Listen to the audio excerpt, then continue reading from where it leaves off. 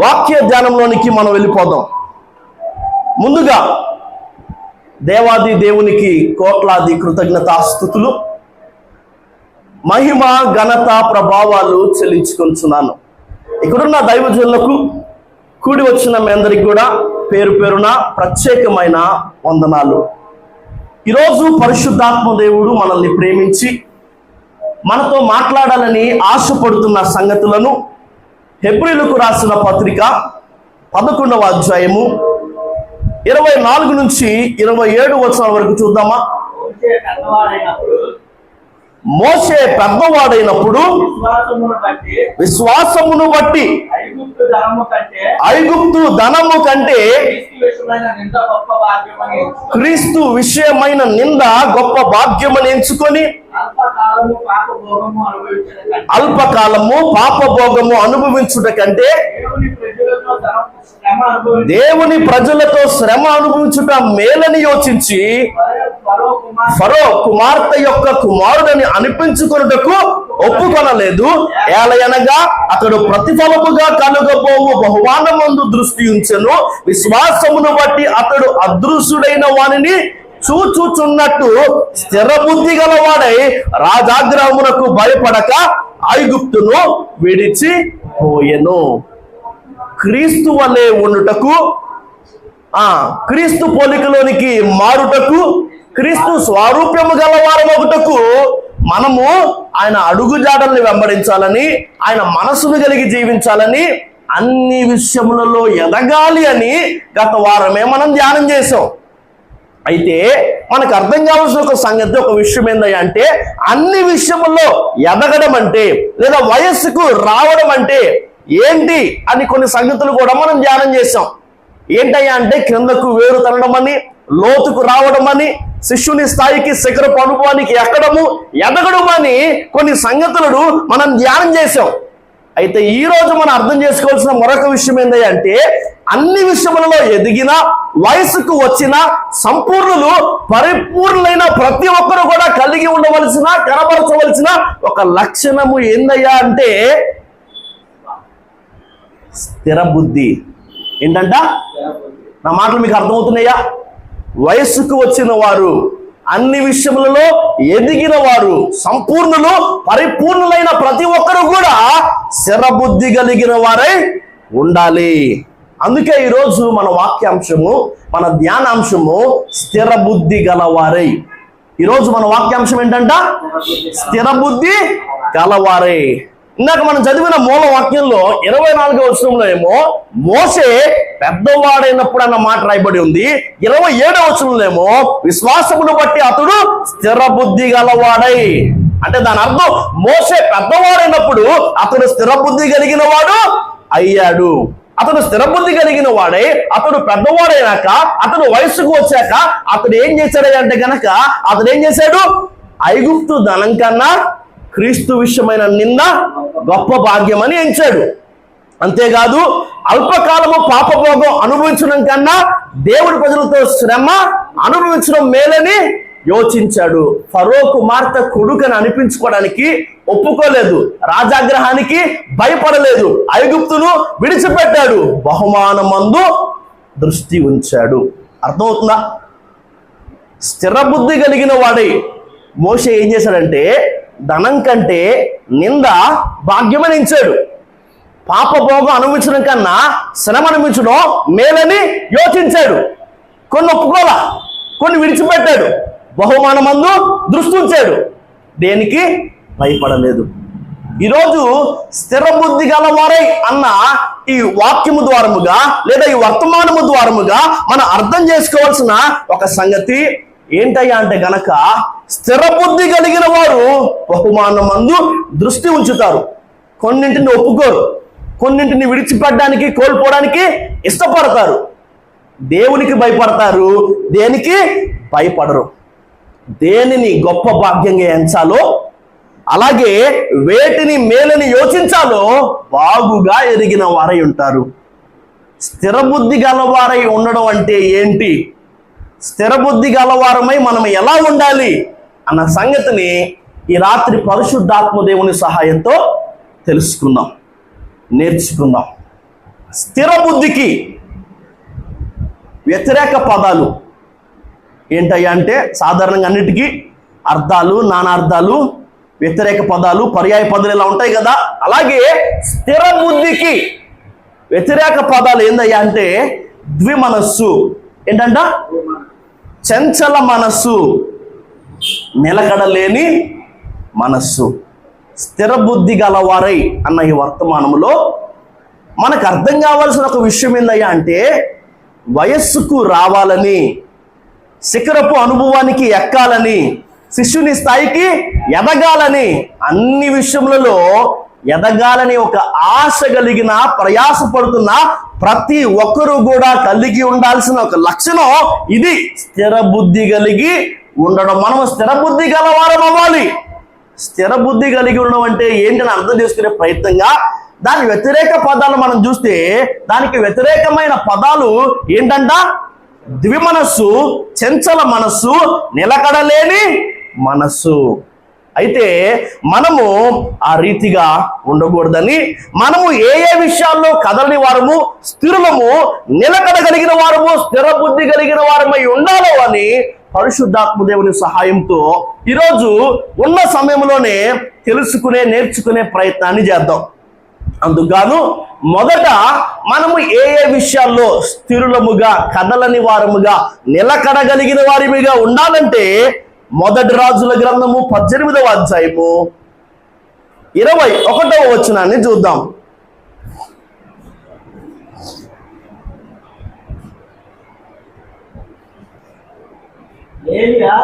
ఏలియా జనులందరి దగ్గరకు వచ్చి, ఎన్నాళ్ళ మట్టుకు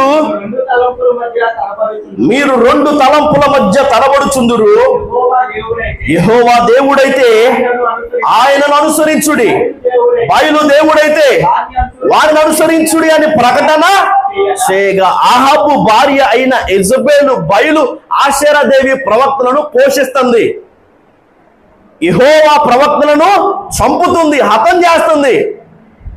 అంత మాత్రమే కాదు, ప్రజలందరినీ కూడా నిజ దేవుణ్ణి విడిచి విగ్రహముల వైపుకు త్రిప్పుతుంది. అప్పుడు రోషం కలిగిన దైవజనుడైన ఏలియా రాజైన ఆహాబుని ఎదుర్కొని మాట్లాడిన ఒక సంగతి, ఒక విషయం ఏంటంటే గనక, నీ భార్య అయిన యెజబెలు పోషిస్తున్న 450 మంది బయలు దేవతా ప్రవక్తలను, 400 ఆషేరాదేవి ప్రవక్తలను, ఇశ్రాయేలు సర్వ సమాజాన్ని కర్మేలు పర్వతం మీద సమకూర్చు అని చెప్పాడు. ప్రజలందరూ సమకూడిన తరువాత వారి మధ్యకు వచ్చి ఎలుగెత్తి, స్వరమెత్తి, గలమెత్తి ఏలియా మాట్లాడిన ఒక మాట ఏంటంటే గనక, మీరు ఎన్నాళ్ళ వరకు 2 తలంపుల మధ్య తడబడుచుందురు? యెహోవా దేవుడైతే ఆయన్నే అనుసరించండి, బయలు దేవుడైతే వానినే అనుసరించండి అని ఆకాశం నుండి అగ్నిని దించి యెహోవాయే దేవుడని జనులు కేకలు వేసి ఆ బయలు ఆషేరాదేవి ప్రవక్తలు 850 మందిని హతము చేసి, విగ్రహములను ధ్వంసము చేసి, బలిపీఠములను పడద్రోసి దేవుని వైపుకు వారందరినీ త్రిప్పిన ఒక గొప్ప దైవజనుడు మాట్లాడిన మాటను ఆధారం చేసుకొని ఈ రోజు మనం అర్థం చేసుకోవాల్సిన ఒక సంగతి ఏంటంటే గనక, స్థిర బుద్ధి గలవారమై ఉండడానికి మనము స్థిరులముగా, కదలని వారిముగా, నిలకడగలిగిన వారిముగా మొదట ఎందులో ఉండాలి తెలుసా? మొదట భక్తిలో ఉండాలి. ఎందులో ఉండాలంట? భక్తిలో మనము కదలని వారము, స్థిరులమై, చంచల మనస్సు, ద్విమనస్సు లేని సిద్ధ మనస్సు, స్థిర మనస్సు కలిగిన వారమే మనము ఉండాలి. నా మాట మీకు అర్థమవుతుందా? ఇక్కడ మాట్లాడిన లేదా దైవజనుడైన ఏలియా మాట్లాడిన మాటలు మనం చూస్తే కనుక, ఎన్నాళ్ళ వరకు మీరు 2 తలంపుల మధ్య తడబడుచుందురు అన్న మాట మనకి ఇక్కడ కనిపిస్తుంది. మొదటిదిగా మనము స్థిర బుద్ధి కలిగిన వారమై ఉండాల్సిన ఒక సంగతి, ఒక విషయం ఏందయ్యా అంటే భక్తి. ఏందంట? భక్తిలో మనము స్థిర బుద్ధి కలిగిన వారమై ఉండాలి. మనము అనుసరించాల్సింది దేవున్నా, లోకాన్నా? మనము అనుసరించాల్సింది వాక్యాన్నా, లోకాచారాలన్నా? అర్థమవుతున్న మాట? స్థిర బుద్ధి గలవారై మనందరము కూడా ఉండాలని దేవుడు ఆశపడుతున్నాడు. ఈ స్థిర బుద్ధి లేదా ఈ స్థిరత్వము, ఈ నిలకడ ఎందులో ఉండాలంటే మొదటిగా మనకి భక్తిలో ఉండాలి. రెండు తలంపుల మధ్య మీరు ఎన్నాళ్ళు తడబడతారు? రెండు పడవల మీద మీరు ఎన్ని రోజులు కాలు వేస్తారు? యెహోవా దేవుడైతే ఆయన్ని అనుసరించండి, బయలు దేవుడైతే వాన్నే అనుసరించండి. యెహోవాయే దేవుడని నువ్వు నమ్మితే నువ్వు నీ పూర్ణాత్మతో, నీ పూర్ణ మనసుతో, నీ పూర్ణ బలముతో, నీ పూర్ణ శక్తితో, నీ పూర్ణ వివేకముతో ఆయన్ని ప్రేమించి సేవించి అనుసరించాలి. సగమిటు సగమటు కాదు. నా మాట అర్థమవుతుందా? నిలకడ కలిగిన భక్తి చేసే వారి మీద మనం ఉండాలి. ఆదివారం వరకు దేవుణ్ణి అనుసరిస్తా, సోమవారం నుంచి శనివారం వరకు లోకాన్ని అనుసరించే వారి మీద మనం ఉండకూడదు. ఆదివారం వరకు వాక్యాన్ని పాటిస్తా, సోమవారం నుంచి శనివారం వరకు లోకాచారాలను పాటించే వారి మీద మనం ఉండకూడదు అన్న సంగతి మొదట మనకు అర్థం కావాలి. మనం అనుసరించాల్సింది దేవుణ్ణా లోకాన్నా? దేవుణ్ణి కదా. మరి నీకెందుకు విగ్రహారాధన? మరి నీకెందుకు గుణదల? మరి నీకెందుకు నాగపట్నం? మనం అనుసరించాల్సింది ఆ వాక్యాన్నా లోకాచారాలన్నా? వాక్యాన్నే కదా. మరి నీకెందుకు వాస్తు? మరి నీకెందుకు జాతకాలు? మరి నీకెందుకు జ్యోతిష్కం? మరి నీకెందుకు వారాలు, తిథులు, యేసు మాలలు, బైబుల్లో లేని వాక్యం చెప్పని విషయాలు? మనము స్థిర బుద్ధి గలవారమై ఉండాలి. మనము నిలకడ కలిగి ఉండాల్సిన మొట్టమొదటి విషయం తెలుసా? భక్తి. మనం భక్తిలో ముందు నిలకడగలిగిన వారిగా ఉండాలి. కొన్ని రోజులు భక్తిపూర్ణంగా ఉండి మిగిలిన రోజు లోకాచారాలను పాటించే వారిగా, లోకంలో కలిసిపోయిన వారిగా మనము ఉండకూడదు. రెండవదిగా మనం అర్థం చేసుకోవాల్సిన ఒక సంగతి ఏందయ్యా అంటే గనక అపోస్తలుల కార్యములు 14వ అధ్యాయము 22వ వచనంలో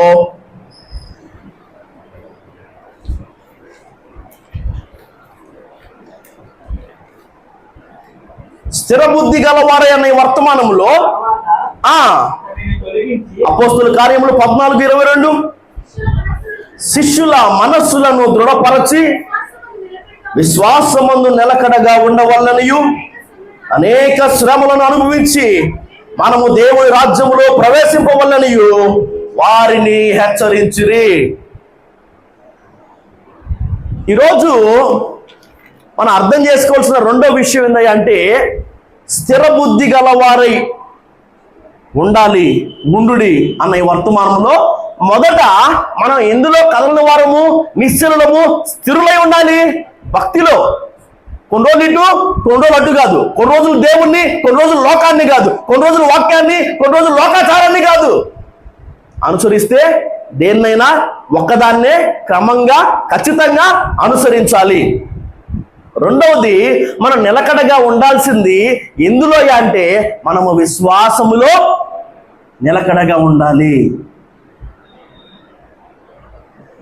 మొదటి కొరింథీయులకు రాసిన పత్రిక 16వ అధ్యాయము 13వ వచనం ప్రకారముగా మెలకువగా ఉండాలని, విశ్వాసమందు నిలకడగా ఉండాలి అన్న మాటలు మనం అక్కడ చూస్తున్నాం.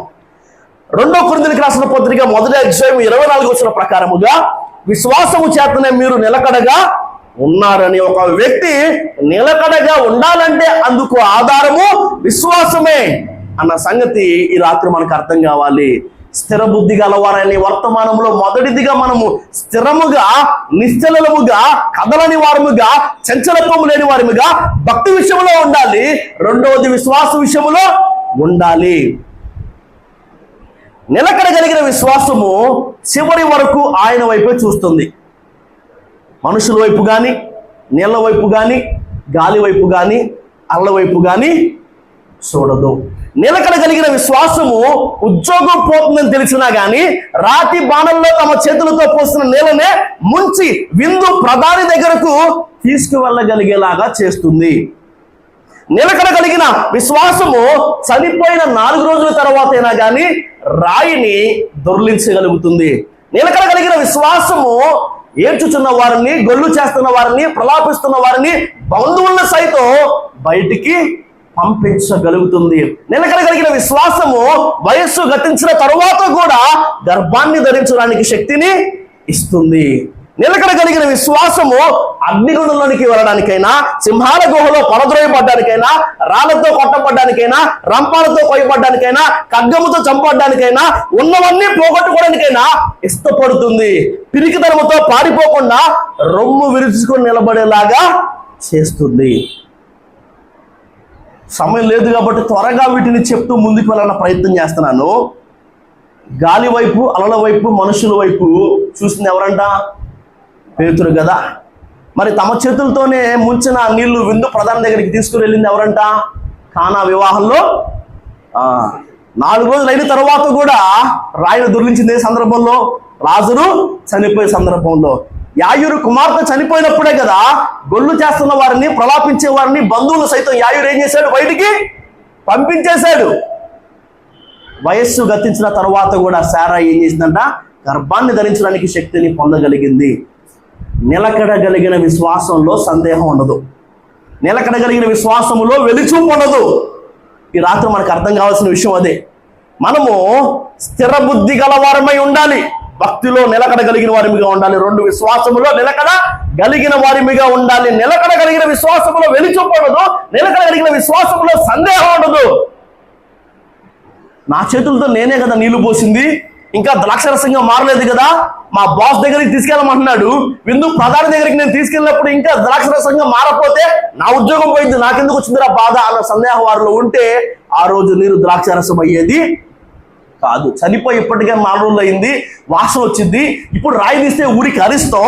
ఒకవేళ రాయి తీసిన తర్వాత లాజరు బతకపోతే మళ్ళీ మనమే ఆ రాయిని మోయాలి.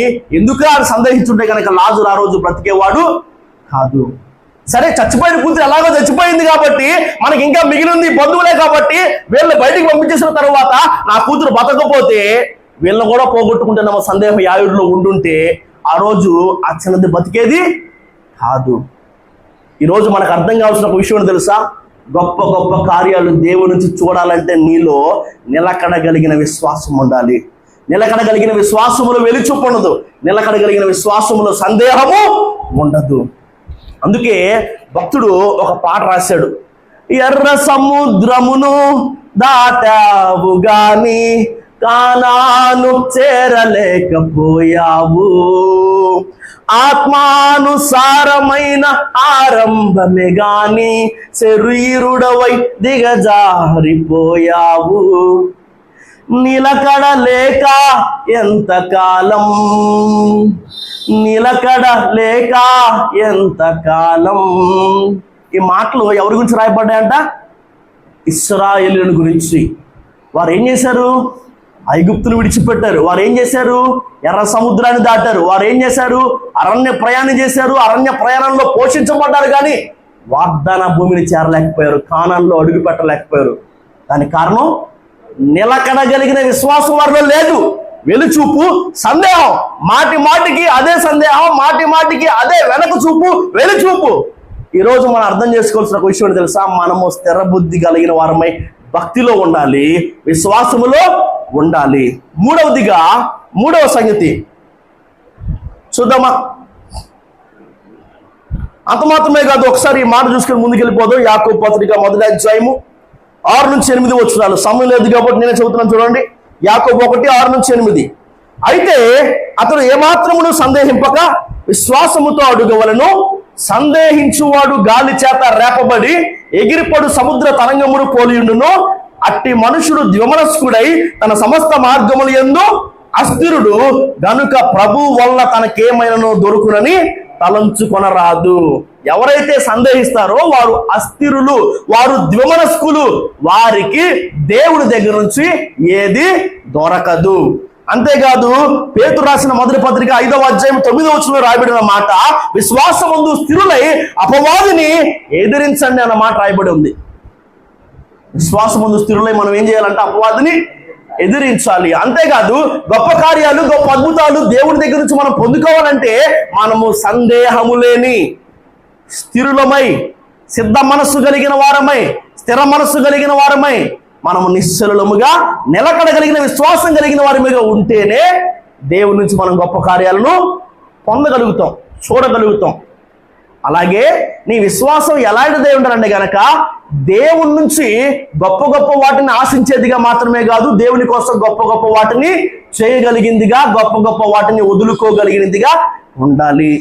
శ్రమలు వస్తే రాని, కష్టాలు వస్తే రాని, ఈ శ్రమలను బట్టి నువ్వు కుంగిపోవద్దు. దేవుడు నీ జీవితంలోనికి దేన్నైనా అనుమతించాడంటే అది నీ మేలుకే, అది నీ మంచికే అన్న నిలకడగలిగిన విశ్వాసం కలిగిన అపవాదులు ఏం చేయాలి? ఎదురించాలి. మూడవ సంగతి, మూడవ విషయం, కొలస్సీయులకు రాసిన పత్రిక 4వ అధ్యాయము 2వ వచనము.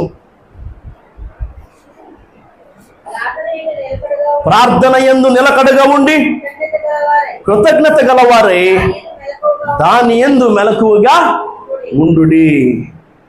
ఇక్కడ మనం చూస్తున్న మూడవ సంగతి, మూడవ విషయం ఏందయ్యా అంటే గనక స్థిర బుద్ధి గలవారైన వర్తమానములో మూడవ సంగతి, మనము ఎందులో నిశ్చలులముగా, ఎందులో కదలని వారము స్థిరులముగా, ఎందులో నిలకడ కలిగిన వారముగా మనం ఉండాలంటే మూడవది ఏంటంట? ప్రార్థనలో మనము నిలకడ కలిగిన వారిగా ఉండాలి. నిర్గమకాండం 17వ అధ్యాయము 12వ వచనంలో రాయబడిన మాటలు, మోషే చేతులు బరువెక్కగా వారు ఒక రాయి తీసుకొని వచ్చి అతడు దాని మీద కూర్చుండకై దాన్ని వేసిరి. అహరోను హూరులు ఒకడు ఈ పక్కను ఒకడు ఆ పక్కన అతని చేతులను ఆదుకొనగా అతని చేతులు సూర్యుడు అస్తమించే వరకు నిలకడగా, సూర్యుడు అస్తమించేంత వరకు నిలకడగా మోషే చేతులు ఉన్నాయంట. శరీరం సహకరించకపోయినా, అతడు బలహీనుడైనా, పరిస్థితులన్నీ ఎలా ఉన్నా, అతడు చేస్తున్న ఒక సంగతి ఏంటంటే శక్తి జాలకపోయినా కానీ సూర్యుడు అస్తమించు వరకు అతని చేతులు నిలకడగానే ఉన్నాయి. అమాలేకుల మీద యుద్ధం జరుగుతుంది. అతను చేతులు ఎత్తితే ఇశ్రాయేలు గెలుస్తున్నారు, చేతులు దించే ఇశ్రాయేలు ఓడిపోతున్నారు. అయితే అప్పటికే చేతులు బరువెక్కిపోయినప్పటికి కూడా మోషే ఏం చేశారంటే శరీరం సహకరించకపోయినా, శక్తి లేకపోయినా, చేతులు బరువెత్తినా అతని చేతులు సూర్యాస్తమయం వరకు కూడా నిలకడగా అంతే ఎత్తి ఉంచారంట. అది అలాంటి నిలకడగలిగిన ప్రార్థనా అనుభవం మనకి ఉండాలి, మనకు రావాలి. ఆ మాట మీకు అర్థమవుతుందా? తర్వాత మొదటి రాజుల గ్రంథం 18వ అధ్యాయం 47వ వచనంలో కూడా మనకు ఒక సందర్భం కనిపిస్తుంది. మొదటి రాజులు 18:43.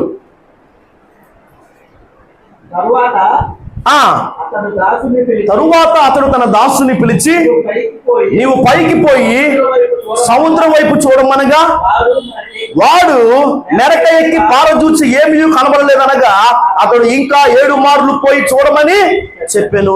ఏలియా కర్మేలు పర్వతం మీద నేల మీద పడి ముఖము మోకాళ్ళ మధ్య ఉంచుకొని వర్షం కోసం ప్రార్థన చేస్తున్నాడు. ఒకసారి ప్రార్థన చేశాడు, తన పనివాడిని పంపించి వర్షం ఏమైనా వస్తుందని చూడన్నాడు.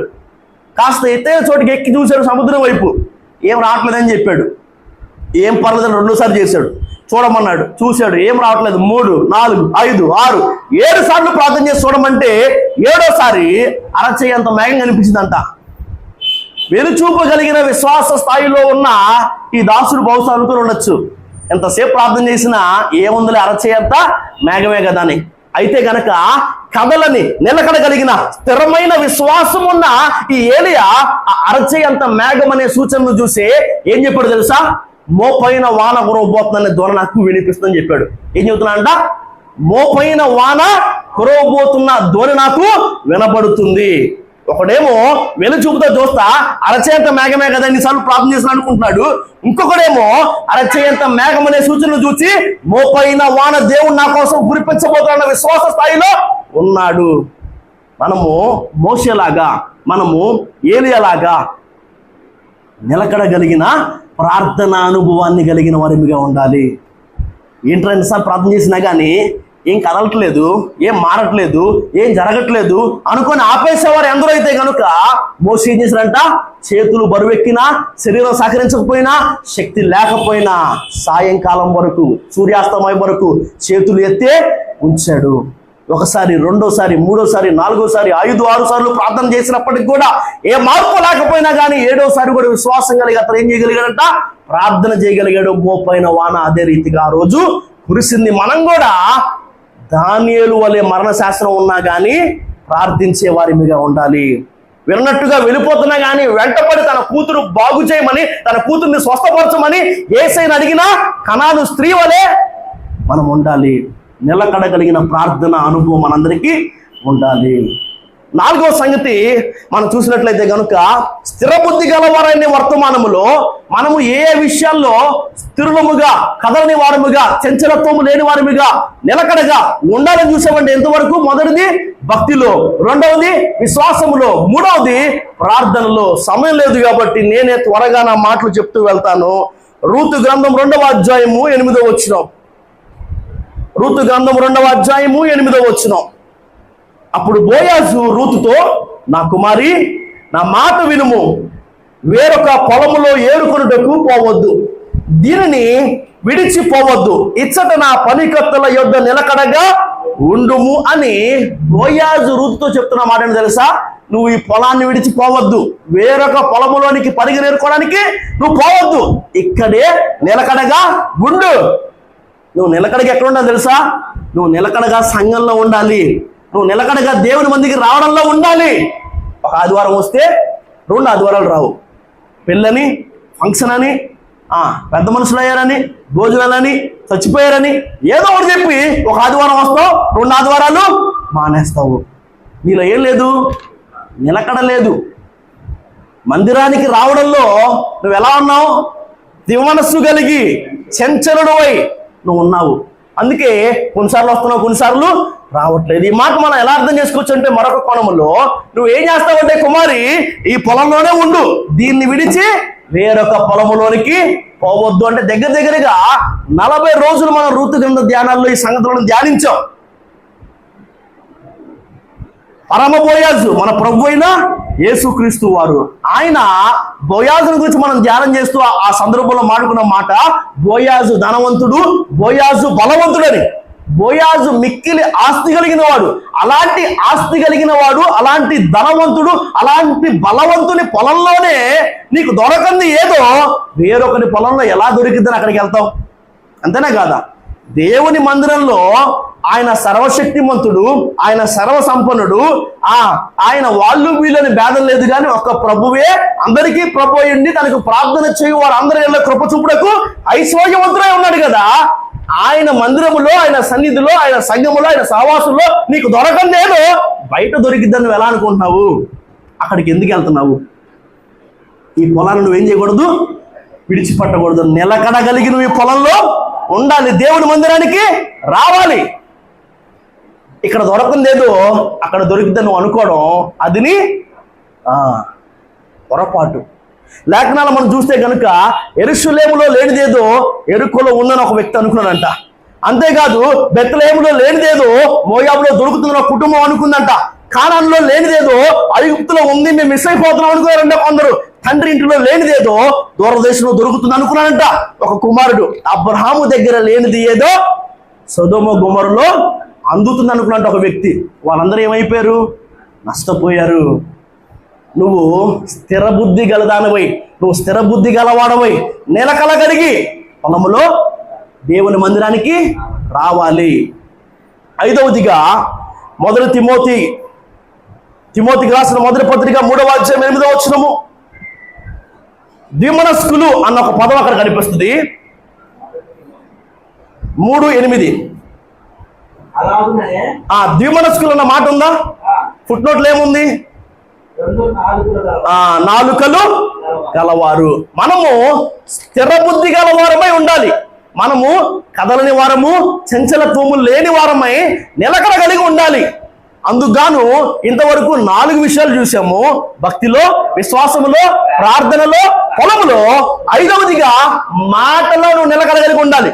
కాసేపు చేస్తానంటావు, కాసేపు చేయనంటావు, కాసేపు ఇస్తానంటావు, కాసేపు ఇవ్వనంటావు, కాసేపు వెళ్తానంటావు, కాసేపు ఎలనంటావు. 2 నాలుకలు. ఇక్కడ ఒక మాట చెప్తావు, ఇంకో దగ్గరికి వెళ్ళేసరికి ఆ మాట నేను అనలేదంటావు. 2 నాలుకలు కలిగిన వారి మీద మనం ఏం చేయకూడదు? నీ మాట అవునంటే అవును, కాదంటే కాదన్నట్టుగా ఉండాలి. 6వ సంగతి, సమయం లేదు కాబట్టి నా మాటలు త్వరగా ముగిస్తున్నాను. యోబు గ్రంథం 2వ అధ్యాయం 3వ వచనంలో, అతడు ఇంకను యథార్థతను వదలక నిలకడగా ఉన్నాడన్న మాట దేవాది దేవుడు భక్తుడైన యోబుని గురించి సాక్ష్యం ఇస్తున్నాడు. అతడు ఇంకా ఏంటంట? యథార్థతను వదలక నిలకడగా ఉన్నాడు. అన్ని బాగున్నప్పుడే కాదు, అన్ని పోయినప్పుడు కూడా, ఏమి బాలినప్పుడు కూడా యథార్థతను విడిచిపెట్టకుండా నిలకడగా ఉన్నాడంటే భక్తుడైన యోబు. నువ్వు కూడా యథార్థతలో నిలకడగా ఉండాలి. నీకు అన్ని బాగున్నప్పుడే కాదు, ఏది బాగాలేనప్పుడు కూడా నీ యథార్థతను విడిచిపెట్టకూడదు. నీతి న్యాయమును అనుసరించడం నువ్వు మానకూడదు. 7వ సంగతి, తెస్సలోనికీయులకు రాసిన 2వ పత్రిక 2:15 వచనం. తెస్సలోనికీయులకు రాసిన 2వ పత్రిక 2:15. కాబట్టి సహోదరులారా, నిలకడగా ఉండి మా నోటి మాటల వలనైనను మా పత్రికల వలనైనను మీకు బోధించబడిన విధులను చేపట్టుడి. 2వ తిమోతి 3:14-15 ప్రకారముగా నేర్చుకొని రూఢి అని తెలుసుకున్న రక్షణార్థమైన జ్ఞానము కలిగించుటకు శక్తి కలుగ పరిశుద్ధ లేఖనముల యందు నిలకడగా ఉండాలన్న మాట రాయబడి ఉంది. టైం లేదు కదా, ఇక అందుకే ముందుకు త్వరగా వెళ్ళిపోతున్నాను. 7వ సంగతి 7వ విషయం తెలుసా? వాక్యము నెరవేర్చడంలో, వాక్యానుసారంగా జీవించడంలో మనం నిలకడగలిగిన వారిగా ఉండాలి. అర్థమవుతుందా? పక్కోడికి చెప్పడానికే వాక్యం వచ్చింది, మన జీవితంలో అనుసరించడానికే వాక్యం రాదు. మనం ఆ రీతిగా ఉండకూడదని 2వ దశలోనికీయులకు 2:15, 2వ తిమోతి 3:14-15 ప్రకారంగా కనిపిస్తుంది. నిలకడగా ఉండి అది నోటి మాటల వలనైనా మా పత్రిక వలనైనా మీకు బోధించబడిన వాటి విషయంలో విధుల్లో మీరు ఏం చేయాలి? నిలకడగా ఉండాలి. అంతేకాదు రక్షణార్థమైన జ్ఞానము కలిగించుటకు శక్తి కలిగిన పరిశుద్ధ లేఖనముల యందు మీరందరూ కూడా నిలకడగలిగిన వారిగా ఉండాలి. వాక్యం నెరవేర్చడానికి, వాక్యానుసారంగా జీవించడానికి నిలకడగలిగిన వారమై ఉండాలి. ఆఖరిదిగా 8వ సంగతి, 1 కొరింథీయులకు రాసిన పత్రిక 15వ అధ్యాయం 58వ వచనం. 1 కొరింథీ 15:58. స్థిరులను కదలని వారును ప్రభువు కార్యాభివృద్ధి యందు ఎప్పటికీ ఆసక్తులనై ఉండండి అన్న మాట రాయబడి ఉంది. స్థిర బుద్ధి గలవారై అనే వర్తమానములో ఆఖరిదిగా 7వదిగా మనము కదలని వారము స్థిరులునై ఎందులో నిలకడగా ఉండాలంటే గనక దేవుని పనిలో. చెప్పండి, ఎందులో? దేవుడు నీకు అప్పగించిన పని వాయిద్యాలు వాయించడమైనా, దేవుడు నీకు అప్పగించిన పని పాటలు పాడడమైనా, దేవుడు నీకు అప్పగించిన పని చాపలేయడమైనా, ప్రార్థన చేయడమైనా, ఆరాధించడమైనా, సువార్త ప్రకటించడమైనా, వాక్యం చెప్పడమైనా, ఏదైనా నువ్వు అందులో ఏం చేయాలి? నిలకడగా. ఒక వారం వచ్చి ఇంకో వారం రాక, ఒక వారం చేసి 2వ వారం చేయక, దేవుడు నీకు అప్పగించిన ఆ పనిలో నువ్వు చంచలుడివిగా, నువ్వు స్థిరత లేని దానిగా నువ్వేం చేయకూడదంట? ఉండకూడదు. నా మాటలను ముగిస్తున్నాను. భక్తిలో, విశ్వాసములో, ప్రార్థనలో, పొలములో, మాటలో, యథార్థతలో, వాక్యము నెరవేర్చుటలో, వాక్యానుసారముగా జీవించుటలో, దేవుని పనిలో స్థిరబుద్ధి గలవారై ఉండండి. స్థిరులను కదలని వారే నిలకడగా ఉండండి. దేవుడి మాటలు దీవించును గాక. ఆమేన్.